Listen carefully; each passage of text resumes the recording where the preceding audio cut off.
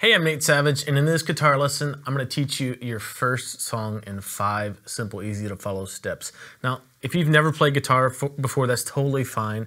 I'm going to assume that you've never even picked up a guitar before as far as this lesson goes. And it doesn't matter if you have an acoustic or electric, everything's going to apply the same to either one you have. So by the end of this lesson, you're going to be able to play through this song on your guitar. It's going to be awesome.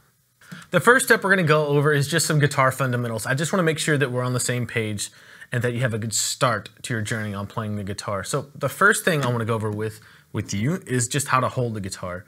Now, usually when somebody picks up the guitar and they're right-handed, they sit it on their right leg, and that's just known as the casual method of holding the guitar, right?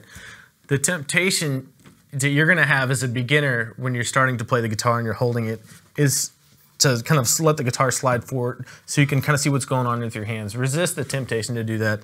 Put the guitar straight up, pull it into your body, and sit up straight when you're holding the guitar. Now, the next thing we need to go over as far as some fundamentals is just the numbering systems that you're going to encounter when you're playing the guitar. The numbering system for your fingers, numbering system for the frets on the guitar, and the numbering system for the open strings of the guitar. And this may seem really simple to you, and it is, but it's really important for you to have this down. So when you start learning chords and things like that, it's real easy for you. So the numbering system for your fingers is just this. Your index finger is your first finger. Your middle finger is your second finger. Your third finger, your ring finger, is your third finger. And your pinky is your fourth finger. Now, if you don't know what the frets are of the guitar, the frets are just these little metal strips here in the wood, right? And those are attached to what we call the fretboard. When you count frets, you go to the first little metal strip and you place your finger right behind it. That's the first fret. And then next one up, right behind it would be the second fret, third fret, fourth fret, and so on. And for this lesson, you're only going to need to know really the first 3 frets, right? Other than that, it's not a big deal. Just know that this is the first, second, third, fourth, all the way up the fretboard.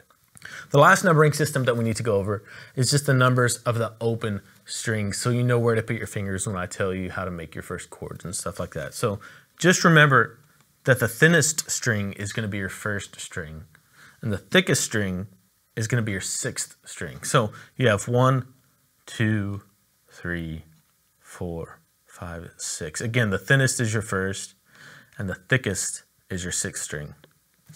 That does it for the fundamentals. Next, I want to get into some basic strumming technique with you. And the first thing I want to talk about is just how to hold the pick. And everyone holds the pick differently, and it's really subjective. So you're going to have to experiment with some things for yourself and find out what works for you. Now, as far as strumming goes, strumming technique, there's been an analogy that I've used for a long time for teaching that just works better than just about anything else I've come up with or seen. And it's this right here. Just pretend like you have some honey on your finger and a feather is stuck to it, okay? And you're just trying to shake it off. That's a really good technique for learning how to strum. With that in mind, let's just do some regular downstroke strumming. Don't even worry about fretting any chords yet. Just think about that analogy, relax, and strum to the strings, right? Just do that over and over again until you get it down. And one thing you might want to consider is if you're having trouble holding onto the pick, if it's moving around a lot and kind of sliding around, you might want to consider holding the pick with your first and second fingers instead of just your index finger and your thumb like this. As far as pick grip goes, you can try both. Stick the pick out like this, grab it with your index finger, come down with your thumb, and if it's sliding around, try your index finger and your second finger to hold onto that. Now I want to go over some basic upstroke strumming with you because I know that a lot of newer players really struggle with upstrokes for a couple of reasons. I have some tips for you that'll help you avoid the pitfalls that I see newer players struggle with. First of all, let me just show you some upstrokes, what they look like.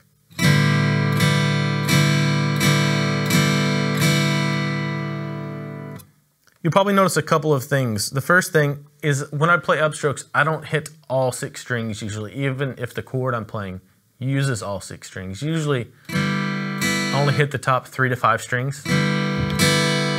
So don't feel like you have to go through all 6 strings with your upstrokes.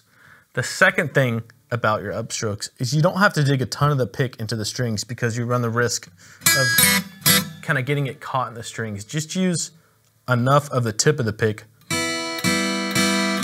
to kind of graze over it and get the appropriate volume for your upstroke.